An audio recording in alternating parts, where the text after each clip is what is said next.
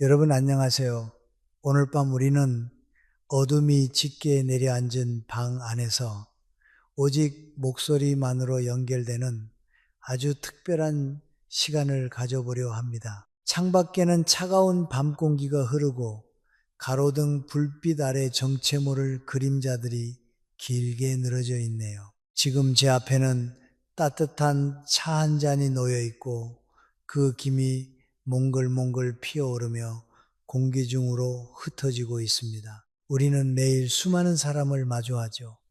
웃으며 인사를 건네고 눈을 맞추고 다정한 말을 주고받습니다. 하지만 그 웃음 뒤에 무엇이 숨겨져 있는지 우리는 정말 알 수 있을까요?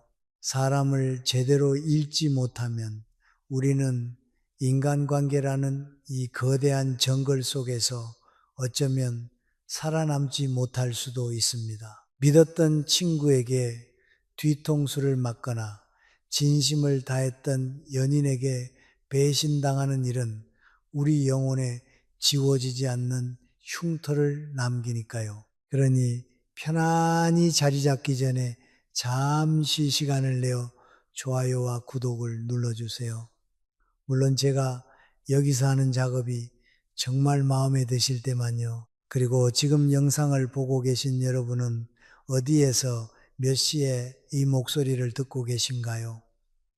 댓글로 슬쩍 남겨주시면 저와 더 깊이 연결될 수 있을 것 같습니다. 자, 이제 불을 끄고 잔잔한 백색 소음을 위해 선풍기를 켜셔도 좋습니다. 오늘 밤의 여정을 함께 시작해 볼까요? 사람을 처음 만날 때 우리는 보통 그 사람의 눈을 보거나 입술의 움직임에 집중하곤 하죠. 하지만 저는 여러분께 조금은 생소한 제안을 드리고 싶습니다. 상대방의 얼굴보다는 그 사람의 손을 먼저 보세요. 철학자 임마누엘 칸트는 손은 밖으로 나와 있는 뇌라고 말했습니다. 뇌의 명령을 가장 직접적으로 수행하고 동시에 뇌에 감추고 싶은 감정을 가장 정직하게 노출하는 기관이 바로 손이기 때문이죠. 입은 거짓을 말할 준비가 되어 있고 얼굴 근육은 수만 번의 연습으로 가면을 쓸 수 있지만 무의식의 영역인 손끝은 결코 연기할 수 없습니다. 이것은 단순한 추측이 아니라 학술적으로도 비언어적 커뮤니케이션의 미세운동 누설, Microkinetic Leakage of Non-Verbal Communication 이라는 개념으로 설명되곤 합니다. 인지 부조화가 발생할 때, 즉 마음속 생각과 밖으로 내뱉는 말이 다를 때 발생하는 미세한 긴장감이 손끝에서 먼저 터져 나온다는 뜻이죠. 여기서 아주 흥미로운 잡지식 하나를 알려드릴까요? 우리 뇌에는 호문클루스라는 지도가 있는데 우리 몸의 각 부위를 담당하는 뇌 영역의 크기를 비례해서 그려보면 손이 얼굴만큼이나 거대하게 그려집니다. 그만큼 손은 우리 신경계와 밀접하게 연결되어 있다는 증거죠. 그래서일까요? 세계적인 심리학자 폴 에크만 박사는 수많은 거짓말쟁이들을 연구하며 불하는 입이 아니라 손끝에서 시작된다라고 단언했습니다. 실제로 미국 스탠퍼드 대학에서 200명을 대상으로 6개월간 추적 조사한 결과는 실로 경이롭습니다. 대화 중에 손가락을 가만히 두지 못하고 손톱을 만지작거리거나 비비는 습관을 지닌 이들이 약속을 어기거나 책임을 회피할 확률이 일반인보다 무려 3.7배나 높았거든요. 만약 여러분 앞에 앉은 사람이 세상에서 가장 달콤한 약속을 하면서 손가락을 꼼지락거리고 있다면 미안하지만 그 약속은 부도 수표일 가능성이 매우 큽니다. 자, 이제 구체적으로 그 손을 어떻게 읽어야 하는지 파헤쳐 보죠. 가장 먼저 손톱을 보세요. 손톱이 항상 단정하고 깨끗하게 정리된 사람은 자신을 통제할 줄 아는 사람입니다. 세심한 디테일을 놓치지 않는다는 뜻이기도 하죠. 반대로 손톱이 지저분하거나 제멋대로 자라있는 사람은 단순히 게으른 것을 넘어 타인의 시선이나 타인에 대한 최소한의 예의조차 신경 쓰지 않을 만큼 자기중심적일 확률이 높습니다. 특히 중요한 미팅이나 데이트 자리에서도 손톱 밑에 때가 끼어 있거나 지저분한 상태를 방치한 사람이라면 주의하세요. 그 사람은 무의식적으로 나는 당신을 대충 대하고 있습니다 라는 메시지를 온몸으로 발산하고 있는 것이니까요. 물론 손톱을 물어뜯는 습관이 있는 사람도 있죠. 그런 사람들은 대체로 내면의 불안감이 높고 스트레스에 취약합니다. 이런 분들과 함께 있으면 여러분의 에너지까지 금방 소진될지도 몰라요. 물론 배가 고파서 손톱을 간식 대용으로 삼는 분이 있다면 그건 심리학보다는 영양학의 문제겠지만요. 두 번째로 대화 중에 손동작입니다. 손을 끊임없이 만지작거리거나 손가락을 꼬는 사람들은 마치 자신의 거짓말이 들통날까봐 손가락으로 방어벽을 치는 것과 같습니다. 그들은 겉으로는 여유로운 척 미소 짓지만 그들의 무의식은 이미 조급함에 발을 동동 구르고 있습니다. 반면 정말 신뢰할 수 있는 사람들은 손의 움직임이 자연스럽고 안정적입니다. 그들은 자신의 진실을 증명하기 위해 손을 과하게 움직일 필요가 없거든요. 여기서 가벼운 농담 하나 하자면 만약 상대방이 손을 너무 비비고 있다면 두 가지 중 하나입니다. 여러분을 속이려 하거나 아니면 방금 묻은 양념치킨 소스를 닦아낼 휴지를 찾고 있는 것이겠죠. 하지만 전자일 확률이 압도적으로 높으니 긴장을 늦추지 마세요. 세 번째는 바로 팔짱입니다. 우리는 흔히 팔짱을 끼는 게 그냥 편해서라고 생각하지만 심리학적으로 팔짱은 명백한 거부의 표시입니다. 팔로 자신의 가슴과 복부라는 급소를 가림으로써 심리적 요새를 구축하는 것이죠. 특히 대화 도중 갑자기 팔짱을 낀다면 그는 여러분의 말에 동의하지 않거나 더 이상 소통하고 싶지 않다는 신호를 보내는 것입니다. 이런 사람에게 아무리 논리적으로 다가가 봤자 벽에 대고 말하는 것과 다름없습니다. 그가 팔짱을 푸는 순간이 바로 마음의 빗장을 푸는 순간이라는 걸 기억하세요. 네 번째는 지나치게 큰 손동작입니다. 풍차처럼 팔을 휘두르며 열변을 토하는 사람들을 본 적이 있으시죠? 사람들은 그런 모습에 자신감 있다고 착각하기 쉽지만 사실은 정반대입니다. 알베르트 메라비언 교수는 과도한 제스처는 내면의 불안과 허세를 감추기 위한 시각적 소음이라고 말했습니다. 진짜 내공이 깊은 사람은 요란하게 손을 흔들지 않습니다. 부드럽고 절제된 움직임 속에서도 충분한 권위와 신뢰를 전달하죠. 요란한 빈수레가 요란한 소리를 내듯 빈약한 내면이 요란한 손동작을 만들어내는 법입니다. 마치 헬리콥터가 이륙하듯 손을 휘젓는 사람이 있다면 조용히 마음속으로 생각하세요. 저분은 지금 굉장히 불안하시구나. 마지막은 악수입니다. 악수는 짧은 찰나에 서로의 영혼을 탐색하는 의식과 같습니다. 손등이 위로 가게 내미는 사람은 지배욕이 강한 권위주의자일 가능성이 높습니다. 반대로 손바닥을 위로하여 상대의 손을 받쳐주듯 악수하는 사람은 배려와 존중이 몸에 밴 사람입니다. 또한 손을 꽉 쥐어 상대에게 통증을 유발하는 사람은 과시욕이 강한 것이고 힘없이 축 처진 죽은 물고기 같은 악수를 하는 사람은 자신감이 결여되어 있거나 이 관계에 전혀 관심이 없는 사람입니다. 적당한 압력으로 수평을 유지하며 건네는 악수, 그 속에 담긴 온기와 단단함이 바로 그 사람의 인격을 증명합니다. 이처럼 손은 우리에게 수많은 이야기를 들려줍니다. 독일의 속담에는 손은 마음의 거울이다라는 말이 있죠. 앞으로 누군가를 마주할 때는 그가 내뱉는 화려한 언어의 미사여구에 현혹되지 마세요. 대신 아래를 내려다보세요.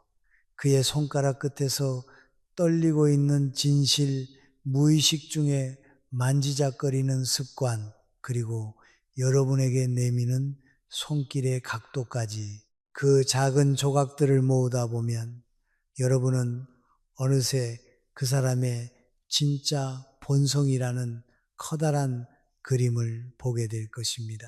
손끝에 머물던 시선을 이제 조금 위로 올려볼까요? 바로 그 사람의 얼굴, 영혼의 지형도가 그려지는 캔버스를 마주할 차례입니다. 우리는 흔히 얼굴에 다 쓰여 있다라고 말하곤 하죠. 하지만 현대인들은 가면무도회의 달인들입니다.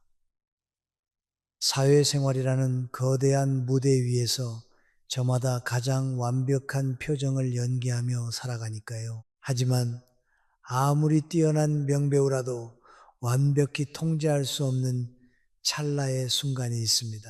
바로 미세 표정 마이크로 엑스프레션이라 불리는 0.5초 미만의 짧은 경련 같은 변화입니다. 이것은 인류 공통의 언어이자 억눌린 본심이 의식의 틈새를 뚫고 터져나오는 비명이기도 합니다. 학계에서는 이를 정서적 누설과 안면 근육의 비도적 활성화, emotional leakage and involuntary facial muscle activation 라는 복잡한 문구로 정의하곤 하는데 쉽게 말해 우리 뇌가 거짓말을 하라고 명령해도 얼굴 근육은 아니 사실은 이래 라고 진실을 폭로해 버린다는 뜻입니다. 여기서 흥미로운 잡지식 하나를 꺼내보자면 인간의 얼굴에는 무려 43개의 근육이 있고 이들이 조합되어 만들어낼 수 있는 표정의 가지수는 1만 가지가 넘는다고 합니다. 그 수많은 조합 중에서 우리가 진짜와 가짜를 구별해내는 열쇠는 의외로 단순한 곳에 숨어 있습니다. 바로 눈가입니다. 프랑스의 격언 중에는 진짜 마음은 입술의 곡선이 아니라 눈가의 미세한 주름 속에 숨어 있다라는 말이 있습니다. 17세기 사상가라 로슈푸코 역시 사람의 본성을 꿰뚫어 보는 법을 강조하며 비슷한 통찰을 남겼죠. 사실 입꼬리를 올리는 것은 누구나 할 수 있는 일입니다. 하지만 눈가 근육, 특히 알륜근을 의지대로 움직여 자연스러운 주름을 만드는 것은 거의 불가능에 가깝습니다. 자, 이제 여러분 앞에 앉아 활짝 웃고 있는 그 사람을 다시 한번 관찰해 보세요.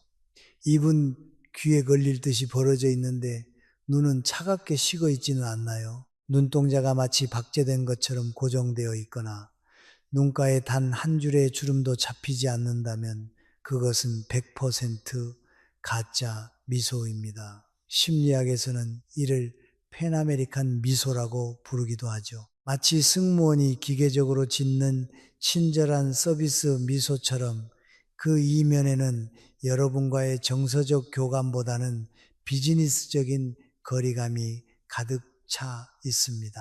여기서 첫 번째 가벼운 농담을 던지자면 요즘은 보톡스 시술 때문에 본의 아니게 본성을 숨기게 되는 경우도 있긴 합니다.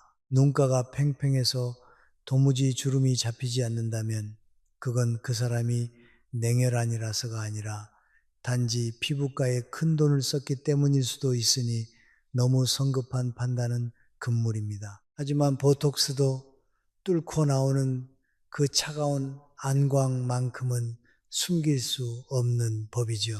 두 번째로 주목해야 할 신호는 다른 이의 불행이나 실수를 목격했을 때의 표정입니다. 이른바 샤덴프로이데라고 하죠. 남의 고통을 보며 은밀한 즐거움을 느끼는 이 감정은 아주 짧은 순간 입꼬리가 미세하게 실룩거리거나 눈가가 살짝 치켜 올라가는 형태로 나타납니다. 겉으로는 어머 정말 안 됐다. 어쩌면 좋아라고 걱정스러운 말을 내뱉으면서도 그 0.1초의 틈을 타고 비어져 나오는 그 미소는 그 사람의 공격성과 비뚤어진 우월감을 증명합니다. 이런 사람들은 여러분이 잘 될 때 진심으로 축하해 주기보다 여러분이 넘어졌을 때 보이지 않는 곳에서 샴페인을 터뜨릴 이들입니다. 만약 당신이 커피를 쏟았을 때 상대방의 얼굴에 찰나의 생기가 돌았다면 그 인연은 다시 한번 생각해 보시는 게 좋습니다. 마치 치아에 낀 고춧가루를 발견했을 때의 묘한 쾌감과는 차원이 다른 소름 끼치는 본성의 노출이니까요. 세 번째는 칭찬을 받았을 때의 반응입니다. 누군가에게 멋진 찬사를 보냈는데 상대방이 고맙다고 말하면서도 시선을 불안하게 피하거나 입술을 꾹 다문다면 어떨까요? 우리는 이것을 겸손이라 오해하기 쉽지만 사실은 인정욕구와 열등감이 기묘하게 뒤섞인 상태일 수 있습니다. 하버드 대학 연구팀에 따르면 칭찬을 들을 때 눈동자가 심하게 흔들리는 사람들은 내면에서 더 칭찬해줘. 이 정도로는 부족해라는 갈망과 동시에 내가 과연 이런 대접을 받을 자격이 있나? 라는 불안감을 동시에 느낀다고 합니다. 이런 이들은 나중에 그 인정 욕구가 채워지지 않으면 금방 질투와 원망으로 돌변하곤 하죠. 적당한 칭찬에도 마치 기밀 정보를 유출당한 간첩처럼 당황하며 눈을 굴리는 사람이라면 그 내면의 소용돌이가 생각보다 깊다는 걸 알아차려야 합니다. 네 번째 신호는 잘못을 지적받았을 때의 눈동자입니다. 누구나 실수를 할 수 있고 지적을 받으면 기분이 상할 수 있습니다. 하지만 정말 위험한 사람은 지적을 받는 순간 시선을 아래로 툭 떨어뜨리는 사람입니다. 부끄러워서 그러는 거 아니냐고요? 천만에요. 심리 분석에 따르면 시선을 아래로 피하는 행위는 반성이 아니라 상황 모면을 위한 계산인 경우가 많습니다. 어떻게 변명해야 이 상황을 벗어날 수 있을까? 누구 탓으로 돌려야 내 체면이 깎이지 않을까?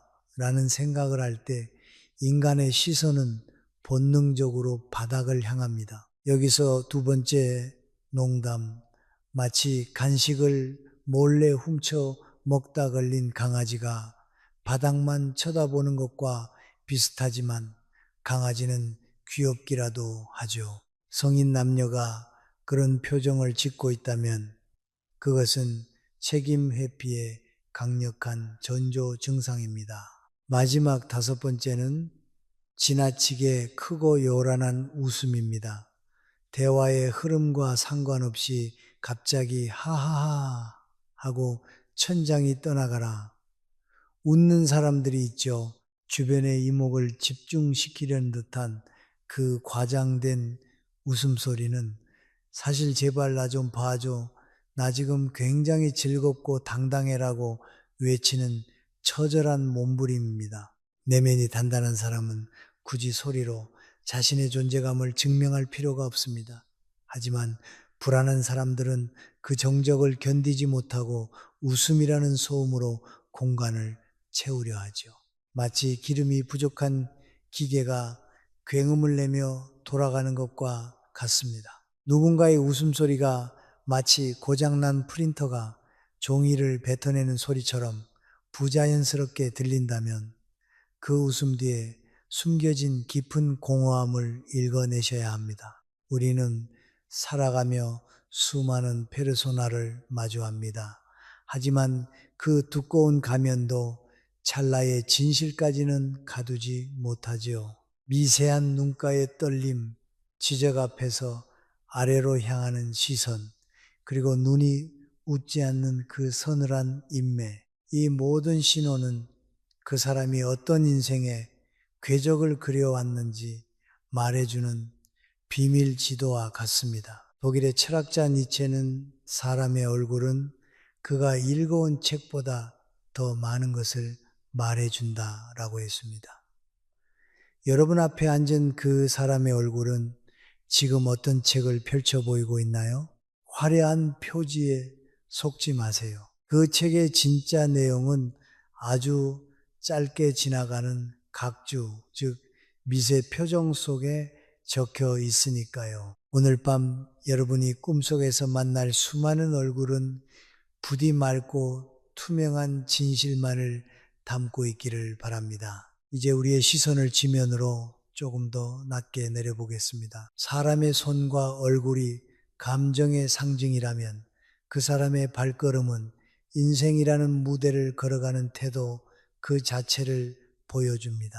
여러분은 누군가와 함께 길을 걸을 때 그 사람의 보폭이나 속도 혹은 땅을 딛는 소리에 귀를 기울여 본 적이 있으신가요? 걸음걸이는 우리가 의식적으로 통제하기 가장 어려운 전신 운동 중 하나입니다. 그래서 심리학자들은 이를 운동학적 성격 투사, kinematic personality projection하고 부르기도 하죠. 우리의 자아와 무의식이 근육의 긴장도와 관절의 움직임을 통해 지면에 그대로 기록된다는 뜻입니다. 학술적으로도 한 사람의 보행 패턴은 그 사람의 신경계 상태뿐만 아니라 현재의 심리적 안정감 그리고 세상을 향한 공격성이나 위축감을 여과 없이 드러내는 지표로 활용됩니다. 여기서 아주 흥미로운 잡지식 하나를 공유해 볼까요? 미국 스탠퍼드 대학 행동심리학 연구팀은 무려 800명의 걸음걸이를 8개월 동안이나 끈질기게 추적했습니다. 단순히 어떻게 걷는지를 넘어 그들의 실제 삶에서 나타나는 책임감, 성격, 심지어 거짓말의 빈도까지 데이터로 변환해 분석했죠. 결과는 놀라웠습니다. 걷는 모양새만으로 그 사람의 인격을 예측하는 정확도가 무려 80%를 상회했거든요. 즉 우리가 무심코 내딛는 한 걸음 한 걸음이 사실은 나는 이런 사람입니다라고 외치는 확성기와 같다는 소리입니다. 자, 그럼 이제 여러분의 주변 사람들을 혹은 거울 속에 여러분 자신을 한번 떠올려 보세요. 가장 먼저 주위에 깊게 봐야 할 신호는 발을 질질 끌며 걷는 사람들입니다. 터벅터벅보다는 쑥쑥 땅을 긁는 소리가 나는 이들이죠. 이런 걸음걸이는 단순한 피로의 표현이 아닙니다. 심리적으로는 귀찮다, 대충 하고 싶다, 내가 왜 이걸 해야 하지? 라는 회피와 무기력의 무의식이 발끝에 매달려 있는 상태입니다. 이런 분들은 작은 일도 뒤로 미루는 습관이 몸에 배어 있고 결정적인 순간에 책임의 무게를 견디지 못하고 발을 뺄 확률이 높습니다. 여기서 첫 번째 가벼운 농담을 던져볼까요? 만약 누군가 좀비처럼 발을 끌며 여러분에게 다가온다면 그가 찾는 건 여러분의 뇌가 아니라 아마도 TV 리모컨일 겁니다. 삶의 의욕보다는 최소한의 움직임으로 최대한의 편안함을 찾으려는 본능이 앞서는 분들이니까요. 두 번째는 어깨를 잔뜩 움츠린 채 고개를 숙이고 걷는 사람들입니다. 시선은 언제나 발 앞 1m 지점에 고정되어 있고 마치 보이지 않는 무거운 짐을 지고 가는 듯한 모습이죠. 이런 걸음걸이는 자존감이 낮고 타인의 시선에 극도로 민감한 이들에게서 나타나는 전형적인 특징입니다. 이들은 세상이라는 공간 속에서 자신의 존재감을 지우고 싶어 합니다. 나를 보지 마세요. 나는 안전하고 싶어요. 라는 무언의 신호죠.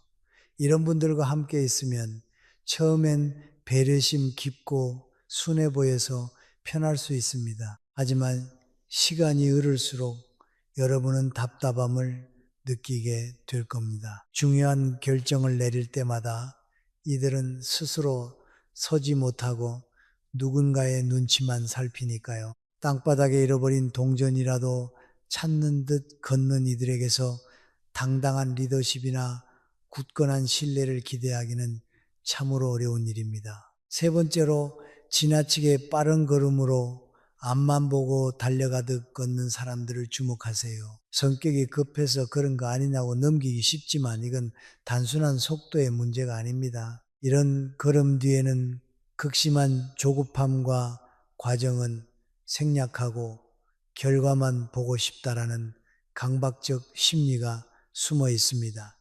이들은 현재를 즐기지 못합니다. 마음은 이미 저만치 앞선 목적지에 도착해 있고 몸은 그 마음을 쫓아가느라 늘 숨이 차 있죠. 이런 사람과 관계를 맺으면 여러분도 늘 쫓기는 기분을 느끼게 됩니다. 대화는 피상적이고 관계의 깊이보다는 효율성만을 따지게 되죠. 마치 소울은 집에 두고 몸만 먼저 도착하려고 애쓰는 사람처럼 보이지 않나요? 이들은 인내심이 부족해 작은 난관 앞에서도 쉽게 관계를 포기해버릴 위험이 큽니다. 네 번째는 보폭을 지나치게 크게 하고 팔을 과장되게 휘두르는 사람들입니다. 넓은 보폭은 자신감의 상징으로 여겨지기도 하지만 그것이 과할 때는 이야기가 달라집니다. 내가 이 길의 주인이다. 모두 나를 주목해라. 라고 외치는 과시욕의 표현이거든요. 자신의 존재감을 물리적인 보폭으로 증명하려는 이들은 대개 허세가 강하고 타인을 지배하려는 욕구가 마음 깊은 곳에 자리 잡고 있습니다. 여기서 두 번째 농담. 마치 카페 한복판에서 올림픽 경보 선수라도 된 듯 걷는 사람이 있다면 그는 아마 자신의 자존감을 근육 대신 보폭으로 벌충하고 있는 중일 겁니다. 처음엔 당당한 카리스마처럼 느껴질지 몰라도 결국 모든 관심이 자신에게만 쏠려야 직성이 풀리는 피곤한 성격일 가능성이 농후합니다. 마지막 다섯 번째는 일정한 방향성 없이 좌우로 흔들리거나 속도가 불규칙한 걸음걸이입니다. 똑바로 걷는 것 같으면서도 어느새 옆으로 치우치고 갑자기 멈췄다가 다시 급하게 걷는 식이죠. 이런 패턴은 심각한 우유부단함과 결정장애를 상징합니다. 내면의 불안과 흔들림이 발걸음의 궤적을 흐트려 놓는 것이죠. 이런 사람들과 일을 하거나 깊은 관계를 맺으면 정말 힘들어집니다. 상황에 따라 말이 바뀌고 태도가 시시각각 달라져서 상대방을 혼란의 구렁텅이에 빠뜨리니까요. 어쩌면 그들은 걷고 있는 게 아니라 자기 마음속에서 길을 잃고 방황하고 있는 것일지도 모릅니다. 고대 그리스의 위대한 현자 아리스토텔레스는 그 사람의 발걸음 방향이 곧 그 사람의 인생 방향이다 라는 통찰을 남겼습니다. 걷는다는 것은 단순히 위치를 옮기는 물리적 행위를 넘어 내가 세상을 어떻게 대하고 있는지를 보여주는 철학적 고백입니다. 여기서 세 번째 농담을 덧붙이자면 물론 화장실이 급해서 뛰는 걸음걸이는 예외로 둡시다. 그건 철학보다는 생존의 영역이니까요. 하지만 일상적인 산책이나 평범한 이동 중에 나타나는 그 사소한 습관들은 결코 우연이 아닙니다. 이제 누군가와 길을 나설 때 그가 내뱉는 화려한 비전이나 다정한 말들보다는 그가 땅을 딛는 방식에 집중해 보세요.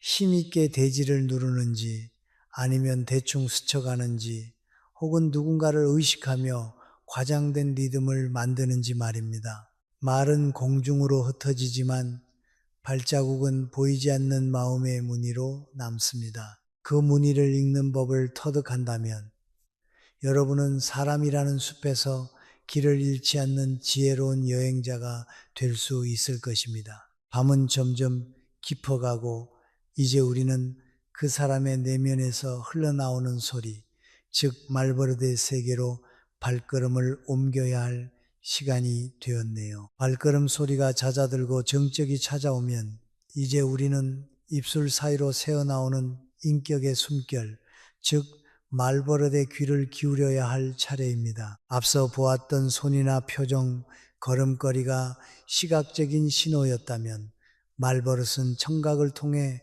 뇌 깊숙이 파고드는 영혼의 지문과 같습니다. 옷차림은 명품으로 휘감을 수 있고 얼굴은 화장으로 고칠 수 있지만 무의식 중에 툭 튀어나오는 말 한마디는 결코 꾸밀 수 없습니다. 언어학자들은 이를 언어적 결정론, linguistic determinism의 변주로 설명하기도 하는데 우리가 사용하는 단어와 문장 구조가 단순한 소통의 도구를 넘어 우리의 사고방식과 본성을 규정한다는 뜻입니다. 즉, 그가 내뱉는 말의 습관이 곧 그가 세상을 바라보는 창문의 크기인 셈이죠. 여기서 아주 흥미로운 잡지식 하나를 들려드릴까요? 인간은 하루 평균 약 1만 5천 단어에서 2만 단어 정도를 쏟아낸다고 합니다. 그 방대한 데이터 속에서 특정 단어나 문장 패턴이 반복되는 것은 결코 우연이 아닙니다. 미국 하버드 대학 심리학과 연구팀은 무려 3년 동안 100명의 일상 대화를 정밀 분석하는 거대한 프로젝트를 진행했습니다. 결과는 실로 경이로웠죠. 단지 평소에 언어 패턴을 분석하는 것만으로도 그 사람의 인간관계 지속 가능성과 신뢰도를 무려 94%의 정확도로 맞췄거든요. 이쯤 되면 말버릇은 단순한 습관이 아니라 그 사람의 미래를 예고하는 가장 정교한 예언서라고 불러도 무방할 것 같습니다. 자, 이제 여러분 주변에서 들려오는 목소리들을 조심스럽게 필터링해 보세요. 가장 먼저 경계해야 할 신호는 대화의 팔알이 자기 자랑으로 채워지는 사람들입니다. 나 때는 마리아로 시작하는 고전적인 꼰대 스타일부터 내가 아는 사람이 누구인데 라며 인맥을 과시하거나 은근슬쩍 자신의 능력을 끼워 넣는 현대적인 자기 어필형까지 그 종류도 다양합니다. 이런 말버릇 뒤에는 사실 터질 듯한 인정 욕구와 그보다 더 깊은 열등감이 도사리고 있습니다. 끊임없이 자신을 증명하지 않으면 존재감을 느끼지 못하는 가련한 영혼인 것이죠. 여기서 첫 번째 가벼운 농담을 던지자면 이런 분들과 대화하다 보면 가끔은 내가 그분의 전기를 대필해 주러 온 작가가 된 것 같은 착각에 빠지기도 합니다. 질문은 내가 던졌는데 대답은 본인의 영웅담으로 끝나니 말입니다. 이런 이들은 나중에 여러분이 성공했을 때 진심으로 기뻐해 주기보다 어떻게든 자신의 과거 경험과 비교하며 여러분의 성취를 깎아내릴 확률이 매우 높습니다. 두 번째는 상대방의 말을 칼로 자르듯 툭툭 끊는 사람들입니다. 대화는 원래 부드러운 캐치볼과 같아야 합니다. 상대가 던진 공을 잘 받아서 다시 적절한 속도로 던져주는 리듬이 필요하죠. 하지만 이들은 혼자서 공을 움켜쥐고 절대 놓지 않거나 상대방이 입을 떼기도 전에 자신의 의견을 들이밉니다. 심리학적으로 이는 내 의견이 너보다 중요하다. 내가 이 관계의 주도권을 쥐고 있다라는 권위의식의 표현입니다. 이들에게 대화란 소통이 아니라 점령의 대상일 뿐이죠. 이런 사람과 깊은 관계를 맺으면 여러분은 어느 순간부터 말수가 적어지고 상대방의 독백을 감상하는 유료 관객이 된 기분을 느끼게 될 겁니다. 마치 끊임없이 버퍼링이 걸리는 영상을 보고 있는 것처럼 속이 타들어가는 건 덤이고요. 세 번째로 지나치게 겸손한 척 하지만 교묘하게 자기를 높이는 이른바 험블 브레깅의 고수들을 조심하세요. 아유, 저는 정말 부족해서 이번에 상 받은 게 너무 부끄러워요라거나 제가 돈을 좀 못 벌어서 이번에 차를 이 정도밖에 못 샀네요. 같은 말들이 전형적인 예입니다. 겉으로는 자신을 낮추는 것 같지만 실상은 타인에게 칭찬과 인정을 강요하는 고단수의 자기 어필이죠. 스탠포드 대학 연구에 따르면 이런 겸손 포장형 인간들은 관계가 깊어질수록 은근한 질투심을 드러내며 뒤에서 험담을 늘어놓을 확률이 일반인보다 3.4배나 높다고 합니다. 겸손이라는 부드러운 양가죽 속에 질투라는 날카로운 이빨을 숨기고 있는 셈입니다. 이들의 말은 달콤하지만 끝맛은 언제나 씁쓸한 법이죠.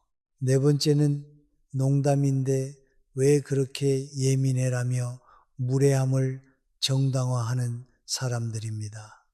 이들은 상대방의 약점이나 콤플렉스를 농담이라는 미명하에 툭툭 건드립니다. 여러분이 불쾌함을 표시하면 오히려 여러분을 유머 감각 없는 이상한 사람으로 몰아가죠.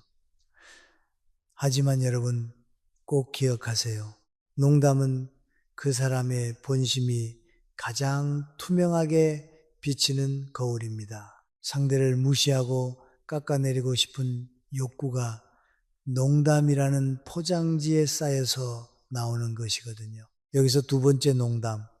이런 분들은 보통 본인이 농담의 대상이 되면 세상에서 가장 진지한 근엄주의자로 돌변하곤 합니다. 남의 상처는 유머고 자신의 상처는 비극인 것이죠. 이런 이들은 언젠가 여러분의 가장 아픈 부위를 가장 잔인한 농담으로 찌를 준비가 되어 있는 사람들입니다. 마지막 다섯 번째는 말을 비틀어서 비꼬는 습관이 있는 사람들입니다. 와, 너는 정말 대단하다. 어떻게 그런 생각을 다 해? 라는 말도 톤에 따라서는 칭찬이 아니라 비아냥이 될 수 있죠. 이들은 직선적인 대화보다는 우회적인 비웃음을 즐깁니다. 너는 참 특이해서 좋겠다거나 역시 너답다 같은 말들 뒤에 우월감의 가시를 심어 놓는 시기죠. 이런 말버릇은 상대방의 자신감을 서서히 갉아먹는 독소와 같습니다. 함께 있으면 왠지 모르게 내가 작아지는 기분이 든다면 그건 상대방이 뿜어내는 비릿한 언어의 향기 때문일 가능성이 큽니다. 여기서 세 번째 농담을 덧붙이자면 이런 분들에게 너 참 유니크하다 라는 말을 들었을 때 정말 개성 있다는 뜻으로 받아들이면 곤란합니다. 그건 보통 너 참 이상하다를 사회적으로 합의된 용어로 번역한 것에 불과하니까요. 독일의 위대한 철학자 루트비 비트겐슈타인은 내 언어의 한계가 곧 내 세계의 한계다라는 명언을 남겼습니다. 그가 평소 어떤 단어를 선택하고 어떤 말투로 타인을 대하는지가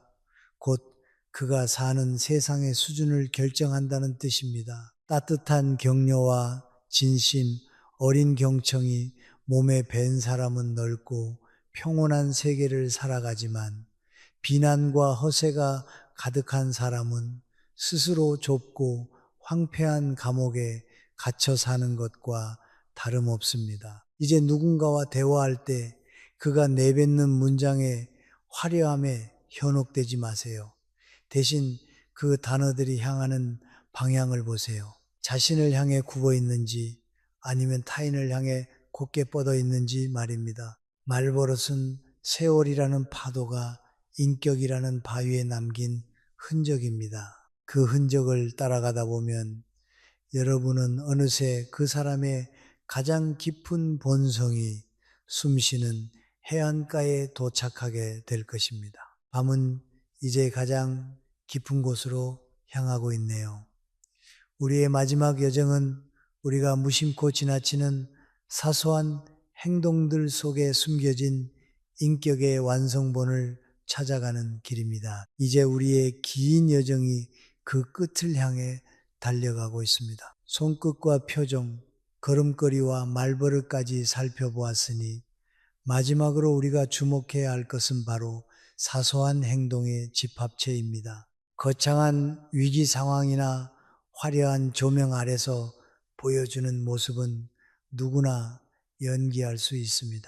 하지만 아무도 보지 않는다고 믿는 순간 혹은 너무나 사소해서 의식조차 하지 못하는 찰나의 행동이야말로 그 사람의 인격이라는 퍼즐을 완성하는 마지막 조각입니다. 학술적으로는 이를 미시적 사회 상황에서의 도덕적 일관성, Micro Social Situational Moral Consistency이라고 일컫습니다. 커다란 도덕적 담론보다는 일상의 작은 선택들이 그 사람의 진짜 윤리적 뼈대를 드러낸다는 이론이죠.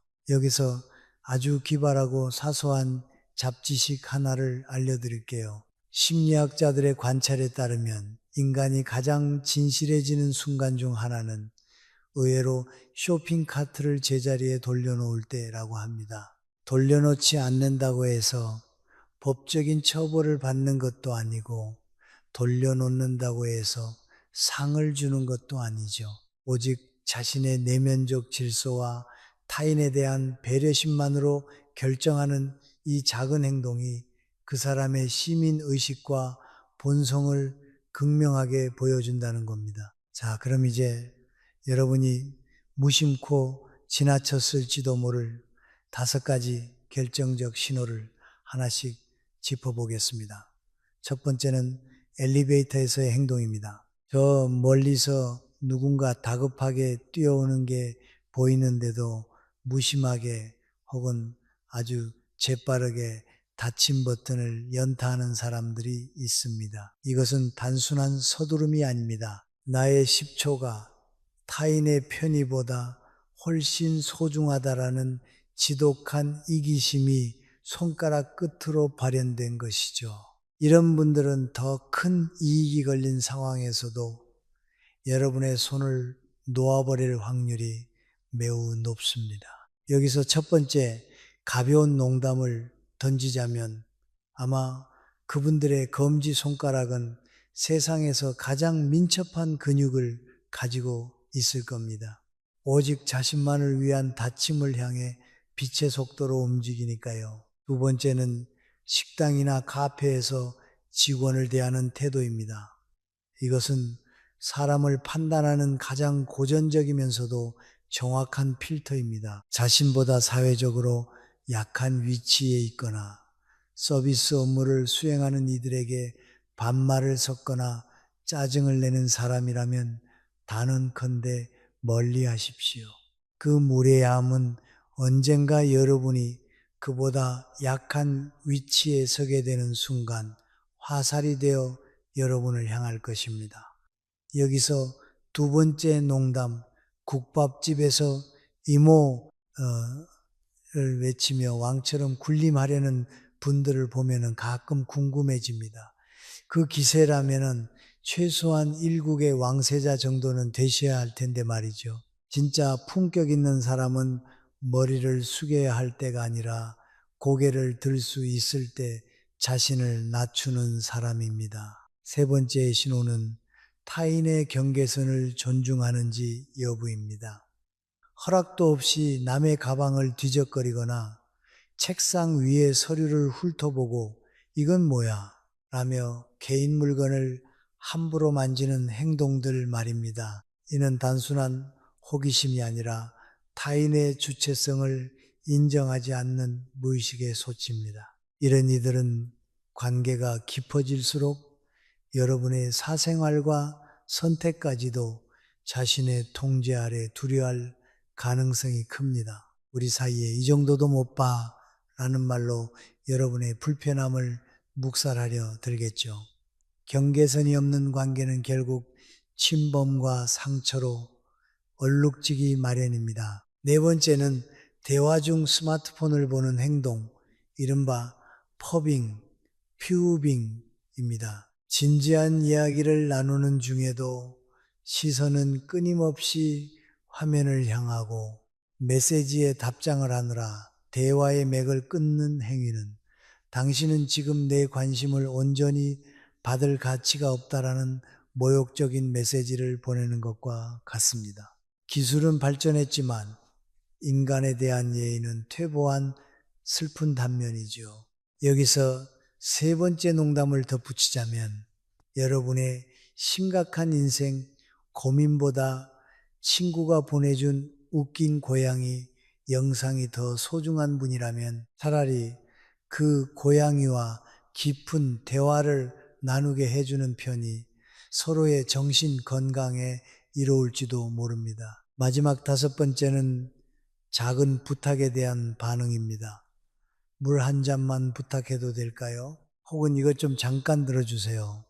같은 아주 사소한 도움 요청에 눈살을 찌푸리거나 귀찮은 기색을 역력히 드러내는 사람들이 있습니다. 작은 온정조차 베풀 줄 모르는 메말은 가슴에서 어찌 큰 희생과 사랑이 피어날 수 있겠습니까?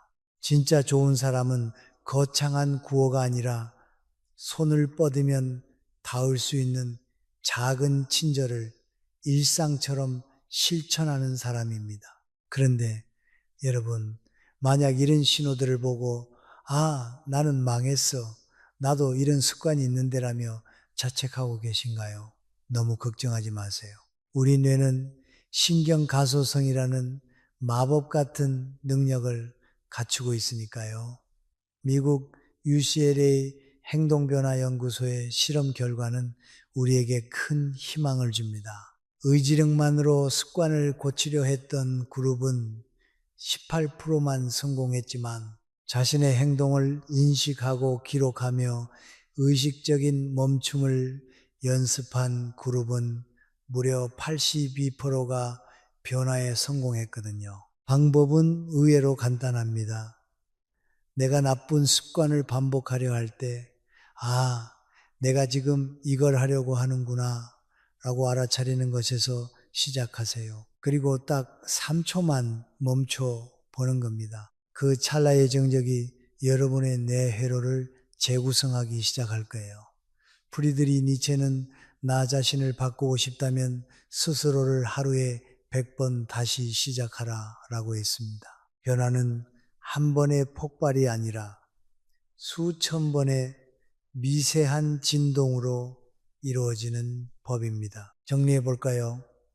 오늘 우리는 손, 얼굴, 걸음걸이, 말투, 그리고 작은 행동까지 인간의 본성을 꿰뚫는 5가지 지도를 함께 그려보았습니다. 이 지도는 타인을 경계하기 위한 도구이기도 하지만 동시에 나 자신을 비춰보는 거울이기도 합니다. 내가 먼저 좋은 신호를 보내는 사람이 될 때 비로소 우리 주변에는 맑고 향기로운 인연들이 모여들기 시작할 것입니다. 이제 창밖의 가로등도 하나둘 꺼져가고 밤은 가장 깊은 침묵 속으로 빠져들고 있습니다. 오늘 밤 제가 들려드린 이야기들이 여러분의 마음속에 작은 등불이 되었기를 바랍니다. 내일 아침 눈을 떴을 때 여러분 곁에 있는 소중한 이들의 손과 얼굴, 그리고 그들의 따뜻한 말 한마디에서